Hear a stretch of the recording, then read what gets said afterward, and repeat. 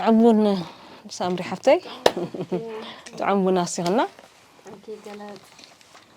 حراي كبرات سمعتي حونا يوناس نشتي قال الشرك تقبلهم سمعتنا نحن قال ندلل لنا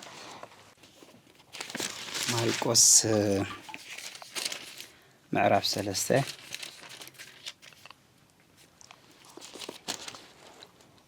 تاسع عشرت 4 زل حسب أنبيبه كلام الله زاربي እግዚአብሔር ይመስገን እንታይሉ ሰለስተ ማሪቆስ 14 مسؤو ምእንቲ ክኾኑን ክሰብኩን ምእንቲ ክልእኮምን 12 ገበሮም ኢሉ እግዚአብሔር ይመስገን ሃሌሉያ እንታይሉ مسؤو መታን ክኾኑ ካብ 13 ድሕር ጀሚርና ናብ ከረን ደየቡ እሞ ንዝደለዮም ፀውዐ ናብኡ ከዓ መፁ مسؤو ምእንቲ ክኾኑን ክሰብኩን ምእንቲ ክልእኮም 12 ገበሮም ኢሉ እግዚአብሔር ይመስገን እታ ዋና حساب العلاخ زارب زدلي مسؤو كخونون زبل حساب ماتيو زي نحواريات يو بزعبة حواريات يزارب زلو قويتا يسوس كريستوس نحواريات مسؤو مجمرتا انتايو غيرون دحيلنا مسؤو كخونون انتا غيروم تصوعيوم مالتيو مجمرتا زمت حساب انتايو مس أملاخ مخان زمسلو نجر ولا حدا يلن እግዚአብሔር ይመስገን ምክንያቱ ኣብቲ አምላኽ ዘለዎ አው ሰላም አሎ ኣብቲ አምላኽ ዘለዎ አው ምሕረት አሎ ኣብቲ አምላኽ ዘለዎ አው በረከት አሎ ኣብቲ አምላኽ ዘለዎ ሙሉእ ናይ እግዚአብሔር ፍቃድ አሎ ማለት እዩ እግዚአብሔር ይመስገን ስለዚህ ክጽዋዓም ከሎ ዋና ነገሩ ምስኡ ክሆኑ እዩ ስለዚህ ክጽዋዓና ከሎ እግዚአብሔር መጀመርታ ነገሩ እንታይ እንደሒልና ምስኡ ክንከውን እዩ ጽውዕና እግዚአብሔር ዘድልዮ ነገር እንታዩ እንድሕድና መጀመርታ ህይወትና ተድልዮ ቅድም ኩሉ ነገር እንታይ ያድልዮ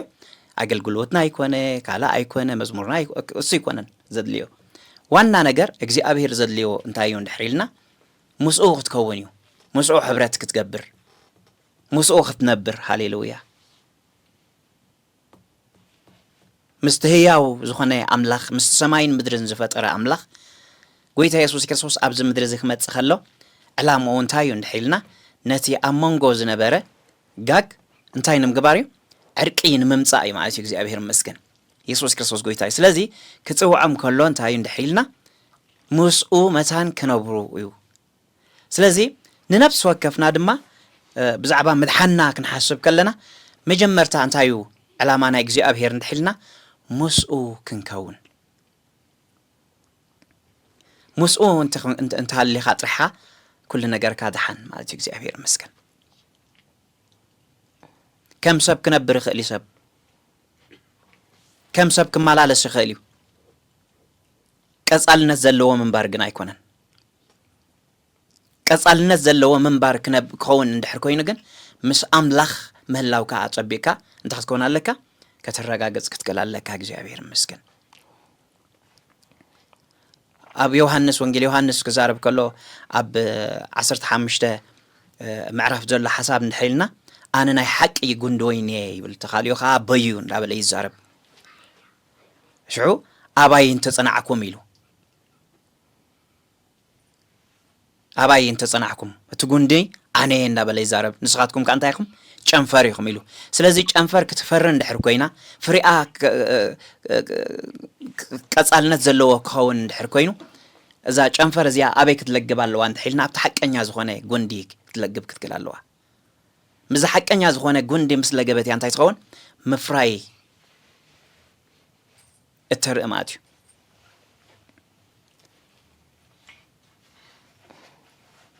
ዘይፈሪ ጨንፈር ግን ኢሉ زي فرج أنفر جن تايجبر يقرص إلو ناب حاوخ أنت يخون يدرب إلو بحاوخ أنت يجبر يندد سلازي زي فرن دحركوين ولا حد ترجم يبلون معتي كابيك خمت تفرح سلازي أبز مدرزي إننا نبرنا خلنا كما منتي كم صوعات እግዚአብሔር ይመስገን مسمن لجبنا لنا أتصبينا هنفرد كن كلالنا من جنا من يزلو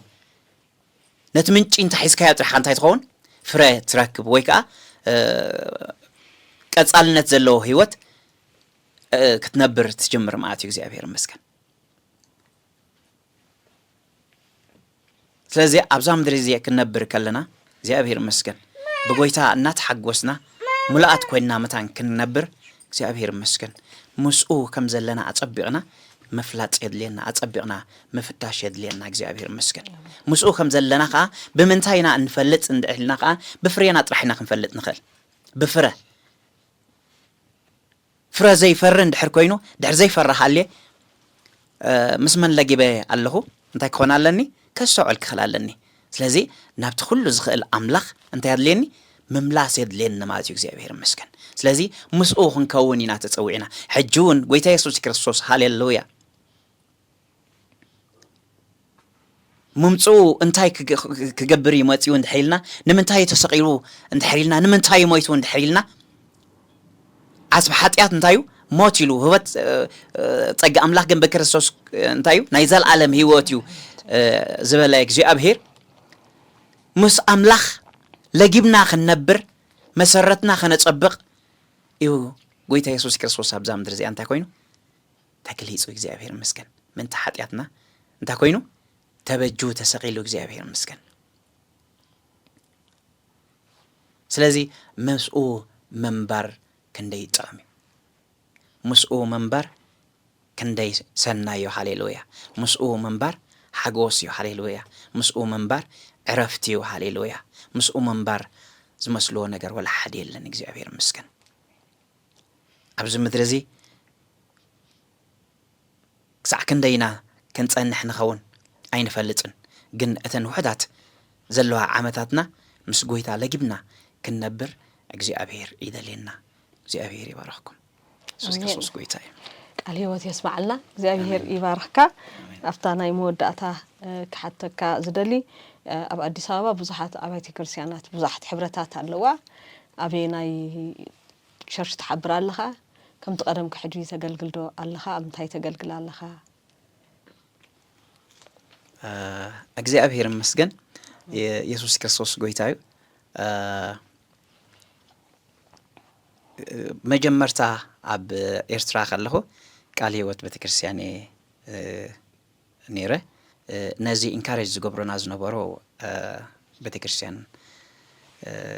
ቃል ህይወት አትክሌዛን በጣቢ በልቢ ከመስገኖም ይፈቱ ማለት እዩ ስለዚህ ቃል ህይወት ናይ መጀመርታ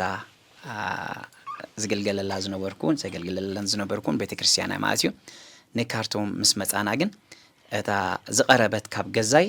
ብርሃን ህይወት ቸርች ስለዝኾነት ቃል ህይወት አዝዩ ርሕቁ ነይሩ ስለዚህ ንሕና ከዓ ናይ ሰማይ ቤት ከም ዘላትና ኢና ንፈልጥ እግዚአብሔር መስገን ኣብታ ጥቃና ዝነበረት ብርሃን ህይወት ቤተክርስቲያን ነገልግል ጸኒሕና ኣብ ካርቱም ውን ኣብዚ ኢትዮጵያ ምስ መጻና ከዓ ተቀዳመይቲ መዓልቲ ዝኸድናያ ኣብታ ቃል ህይወት ቤተክርስቲያን ኢና ኸድና አው ናይ ቀደም አቦታትና በፍቅሪ ተቀበሉምና ኣብታ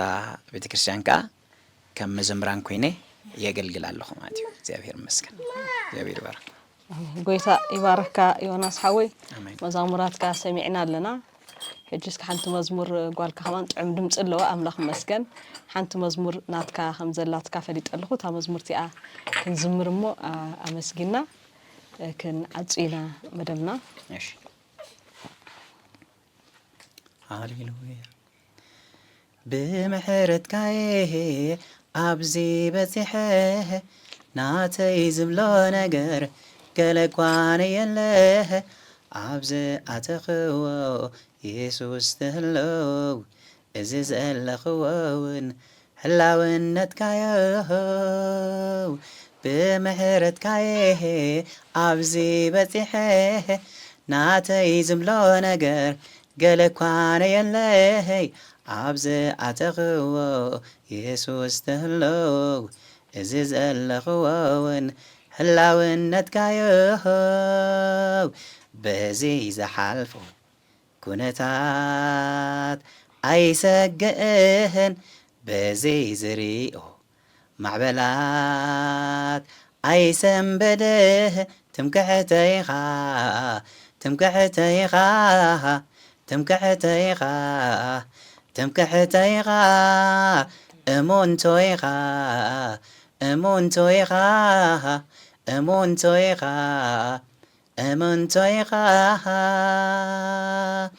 أفتي مدري بدا تسفى زي بلوه ردائي سئيناها نفسيك تعللوه اتي زرئي رئوان نفسي عين ما يكفيته حدي سوى حيلهي اتي زرئي رئوان نفسي عين ما يكفيته حدي سوى حيلهي بزي زحلفو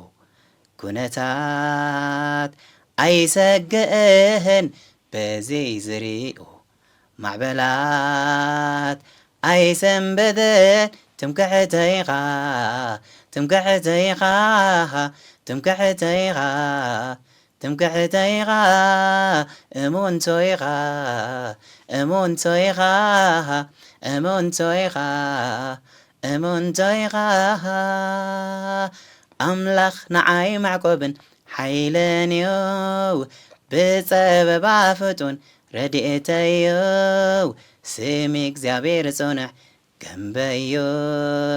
عريفة نبهر أبسلالو سميك زابير صنع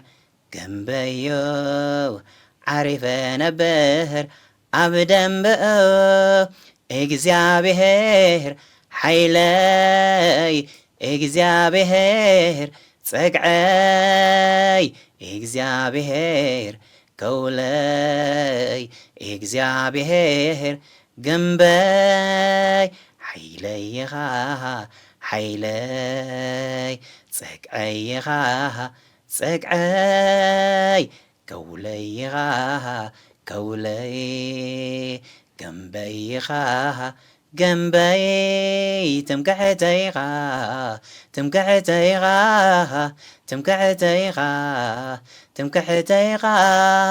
أمونتويخا أمونتويخا أمونتويخا أمونتويخا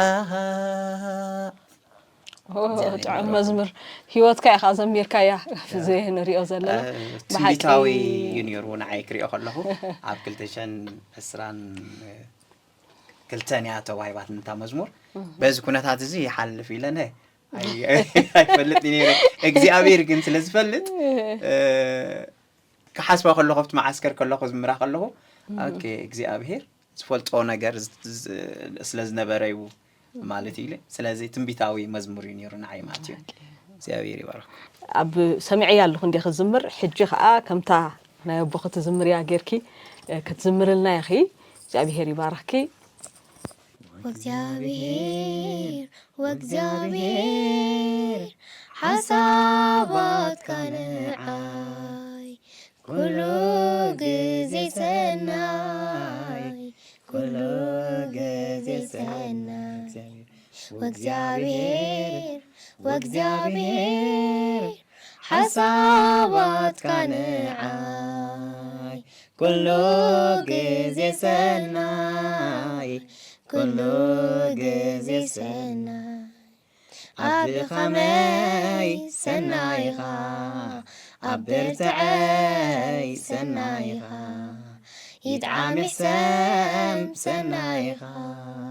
زي اللواوات يباريها بعنتبو كافلما كابزحات كتمرسني معسنعي رس خمبر امين كايغا سوعكاني جلسناي كم زي بالله نافلتك فتيخاني واملاخي انتاي كبل وريتها بزحولي وእግዚአብሔር وእግዚአብሔር حسابات كنعاي كل جزء سناي كل جزء سناي عبد خمي سنايخا أبرتعي سنايخا يتعامي حسام سنايخا زي اللواوات بارخا طاي زبله قرم عصابتني تعديله زحسب لي رخيبي بمنفس سقان زبله نايزل عالم من بريي نسخة وأملاخي أي كباين كباخيو سنكالعل يبللي وغزابيهر حسابات كانعاي كله جزي سناي كله جزي سناي نوح جزو عجمير كازي تحدق لانقا لانقا تردع ليد خامي سمخاني دمن سيقا اتي عباي زجمر كايو سناي قبره خا أملاخي يا عمني كم تفصم كسع مصع نا يسوسي وغزابيهر حسابات كانعاي كله جزي سناي كله جزي سناي عبد خمي سنايخا عبرتعي سنايخا يتعامي حسام سنايخا زي اللواوات بارخا زي اللواوات بارخا يوناس حوي قال كان أنا كان دي هسيدا بتعم طعم دمتي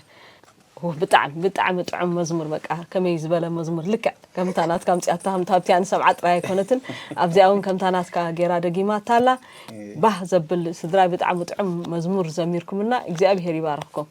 قويتاي مسكن بحكي بأخذكم كل جزء أبتشنكينا نيرنا كم بتكرسيان يتقلني يورنا يمتى خونتات أنا افتخباب بتحني ربطوش متما أتي خريكم أحكي لكم جن بتخلصيان سليهم أزياتك إن غنيرة نتبهز بلنا نجرجن أتي أمدرس الدثنا ولد ذهبنا تعنا ذهبنا بهير عبيو آمين كم نبور كريستيان سدات منابرت منيو أبانا يكون أنت جميرة أم لهم مسكن كم هزب خاء وراك الشجر أنت مسكن كم يجرو تهانا خينو حبحيو يبتحكها زدن نجاريو أكون دخلهم كينكا سلام كتب له تدل السبن تدع الله هينو أبزيغن أبي إرتراء سلام كتب عدل كنبا كاينة ناسي. أوكي. እግዚአብሔር መስገን ኢየሱስ ክርስቶስ ጎይታዩ ንኹሉ ህዝብ አምላኽ እግዚአብሔር ሰናዩ እንቋ አብቃና ክብል ይደሊ በፍላይ ከአ በጎይታ ዘዕበይና ወላኳ ስሞም እግዚአብሔር መስገን ግን እግዚአብሔር ይባርኽኩም ክብሎም ይደሊ እግዚአብሔር ሰናዩ በዝሐልፍዎ ኩሉን ሰናይም ከም ዝድግፎም نفلتينا نتوم نأملاخ زفكرو كم مخرو نستوعو كله نسنايم كم زدقفوم نفلتينا تبهيلو خم تصحفة زيابير مسكن زيابير يبارككم قبلهم يدلي زيابير بارك الرأي كبرات خاتتلتي أقل قلوت لي تلفزيون مأزر سماي كم بحدش نقع نظام عالتزيئة بسلام أبصحكم إذا ما عالتزي ننعموت النسلة الزخري نذكره زي كونس كم تندك إسرائيل إجزابير زبالهم إذا ما عالتزيئة فاسيكا معلتي كم يجروا إجزابير كم جبسي كم زوج أكم التذكرة معلتي أبع عمتو كبلن كله نحن دما كم يجروا قيتانا مدحنا يسوع كريستوس أم مسكال كراني وعلو تشنكيرو مويتو تنسيو نحناون ملو أمنت نايتن سعي زغنا سالا متساء قويتانا يسوع كريستوس يو دايم كأتمديسو خوس دنا مخانقا نرجع قصلو علاتيو إذا حكي كم مثلا مذكر يكون أملاخ مسكن ندقنا النزنتو زانتات رايز يكون هياو زخنة معلتي سلا زخنة زابير مسكن كلهم أب إفراي هون أب دجاز لهم أحواتنا فتوتنا سلام نبل سلام كنه زابير يبارك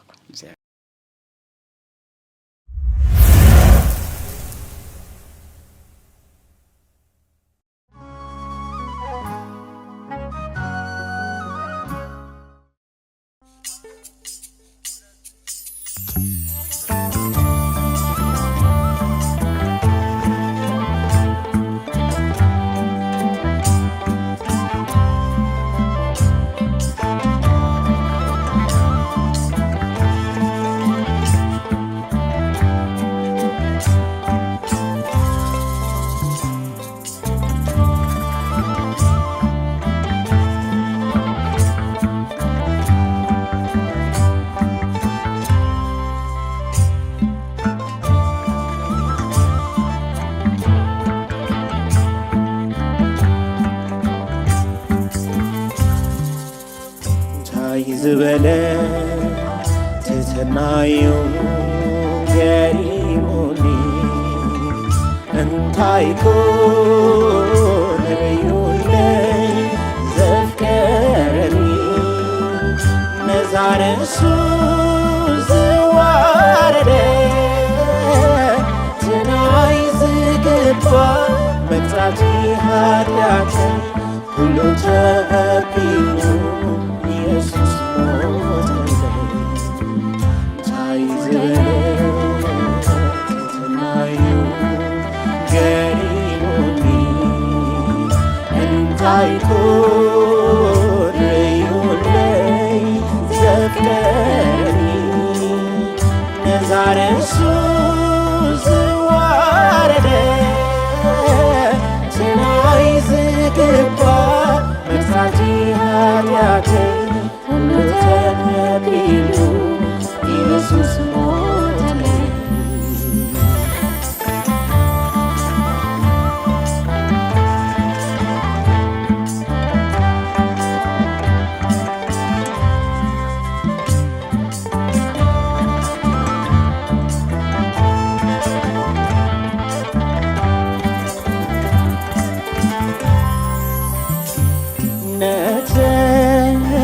ፈጠርቲ አዳሁ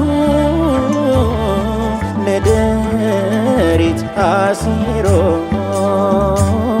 ናብቲ ብርሃን ገጹ ተፋዎም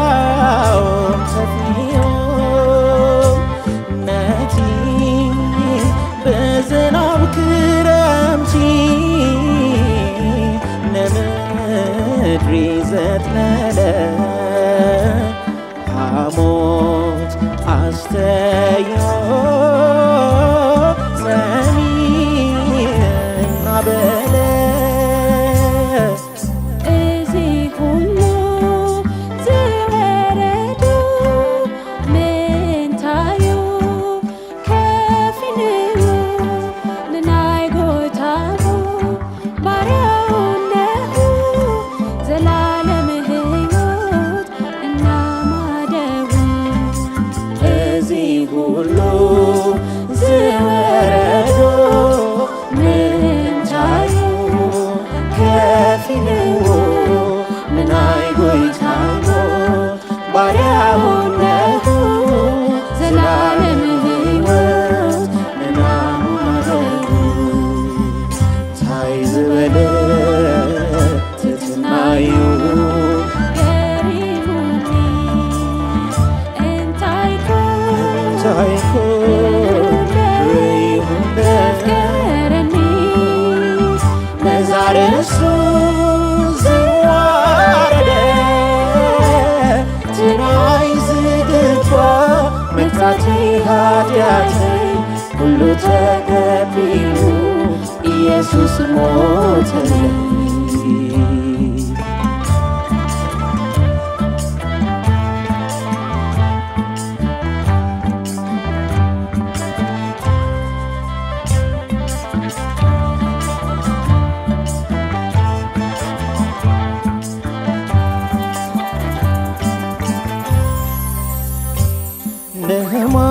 ንሕማመይ ተዘይሃሞ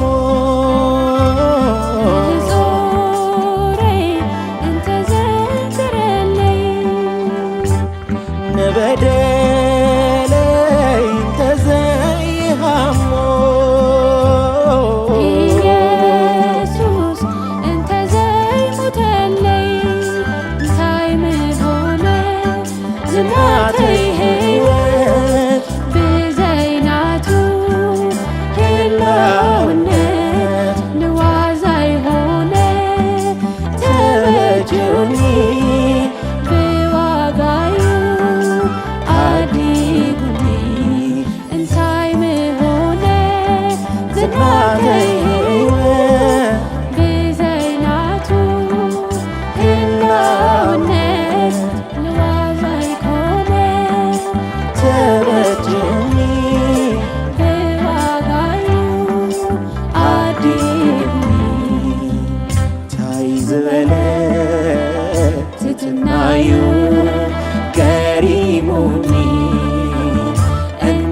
ይኩን ርዩለይ ዘፍቅረኒ ነዛረሱ ዘርደ ተናይ ዝገባ መግፋተይ ኃጢአተይ ሁሉ ተገቢሉ ኢየሱስ ሞተለይ ሲጃላዱስ ናማና አጃይቦ ሲካቦቱስ ነመን አጃይቦ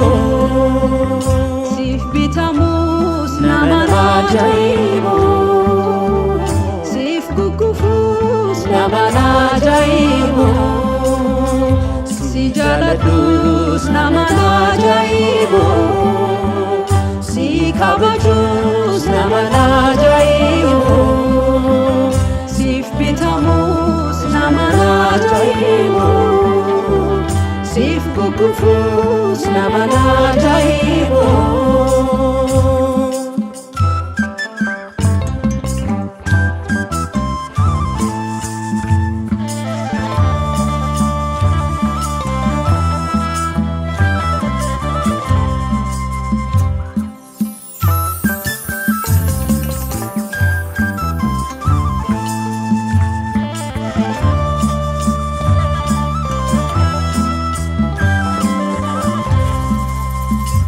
እጅግ ብዙ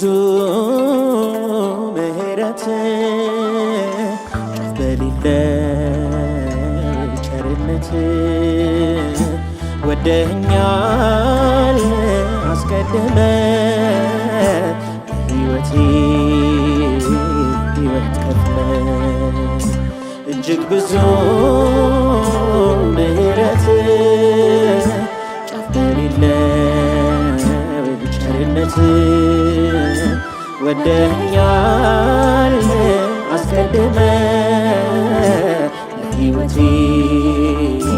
ሕይወት ብወድ ታዲያ ምን ይገርማል ባከብር ብወድ ባከብር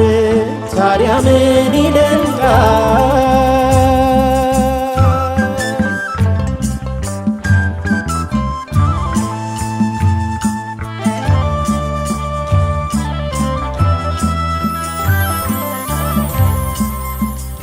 ስለ ጥቅሜ ስለ ራሴ ልውደድ እንጂ መች ጎድሎብህ መች አንሶብህ ውዳሴና ቅኔ አምልጬብህ ከሞት ከኃጢአት ከሲኦል አደጋ ኃጢአተኛ ነፍሴ ብትድን በጻድቁ ዋጋ እንደምን ብዬ ቸል ልበለው አይነጋም ሌቱ የወደደኝን ውዴን ሳልሰጠው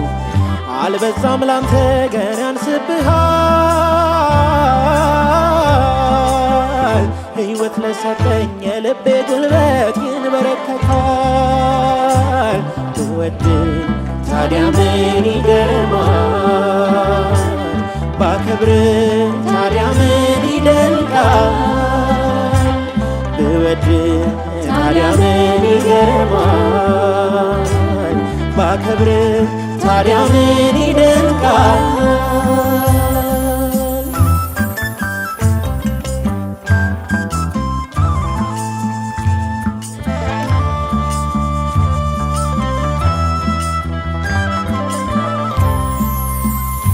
የፈወሰ ያዳነች በችንካር ቢደማ ሰበክታኔ ብለህ ስትጮህ ምላሽ ባይሰማ ባይረዳ ባያስተውል ትውልዱ ባያውቅ የርኅራኄ የመውደድ ምንጭ ኢየሱስ ፍቅር ነህ የፍቅር ጉልበት ቀመር ቢሰላ ይቆጠር ቢባል ከምድር ጅማሬ እስከ በኋላ የፍጥረት ሁሉ ታሪክ ቢደመር ጀርባ ላይ ካሉት ሰንበሮች መሃል ካንዷ ጋር እንኳን አይወዳደር ብወድ ታዲያ ምን ይገርማል ባክብር ታዲያ ምን ይደንቃል ብወድ ታዲያ ምን ይገርማል ባክብር ታዲያ ምን ይደንቃል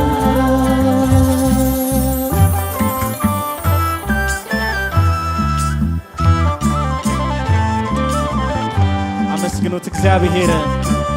አሁንም በሌላ ዝማሬ እግዚአብሔርን እናከብረዋለን እግዚአብሔር ይመስገን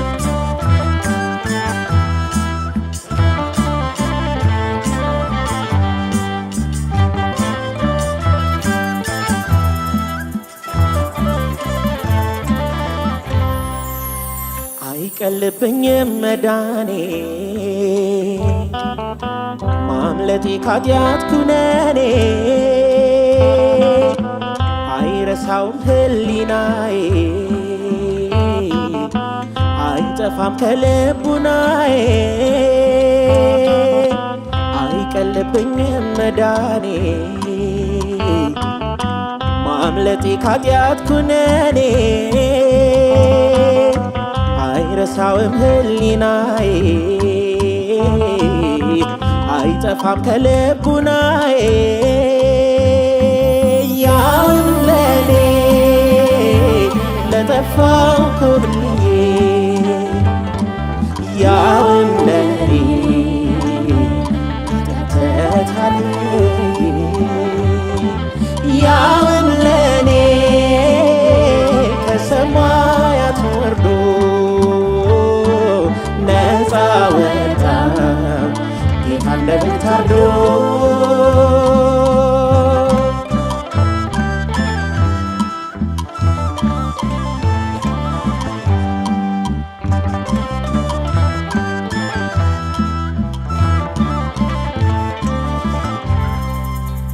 ፍጹም ራስህን ባዶ አድርገ የባሪያህን መልክ ይዘህ ተዋርደ መተካከልን እንደ መቀማት አልቆጠርከውም በመስቀል ስትሞት በከንቱ ኖሮ በሚጠፋ ብር አልተገዛም ከአባቶችም በተወረሰ ወርቅ አልተረፍኩም ማይመነዘር ሀብት ማይገዛው ደም ነው ዋጋዬ እንደ በግ ታርደህ እግዚአብሔር ልጅ ሆንከኝ ቤዛዬ ያውም ለኔ ለጠፋው ኮብልዬ ያውም ለኔ ተታልዬ ያውም ለኔ ከሰማያት ወርዶ ነፃ ወጣው ጌታ እንደምታርዶ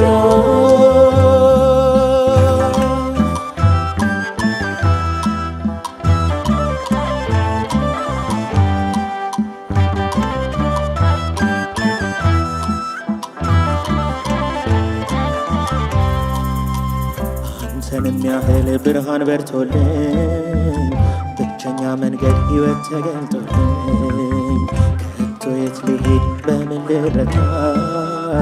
ባይል ተስሏል ተሰቅለ ጌታ አላስተያየም የእጅን ርዝመትን ያለካውም የማያልፈውን የዘላለሜን አልመዝነውም እንጀራ አይደለም ሕይወት መዳን ነው የኔ ጉዳይ ሀብትና ንብረት ስሰብክ አልኖርም ወንጌልን ጥዬ እንጀራ አይደለም ሕይወት መዳን ነው የኔ ጉዳይ አርሚያ ስለቅም ስዞር አልኖርም ዋናዬን ጥዬ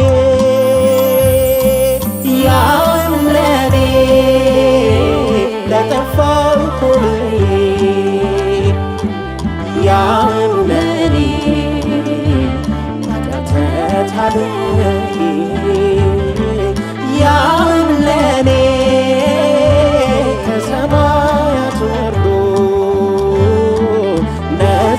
ወጣው ጌታ እንደ በግ ታርዶ ያውን ለኔ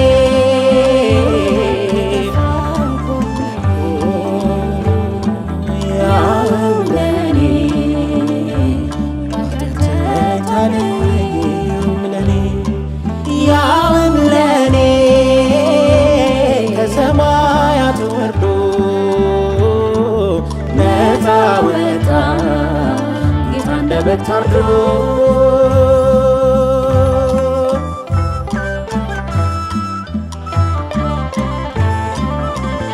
እግዚአብሔር ይመስገን። ያዳነን በቅዱስ አጠራሩ የጠራን በደሙ የዋጀን ንጉሥ ስሙ ለዘላለም የተመሰገነ ይሁን። እርሱ የኛ ሕይወት ነው። እርሱ የኛ መንገድ ነው። እርሱ የኛ እውነት ነው። እየወደድነው እናመልከዋለን፣ እያከበርነው እንዘምርለታለን። አመስግኑት ይህንን ጌታ።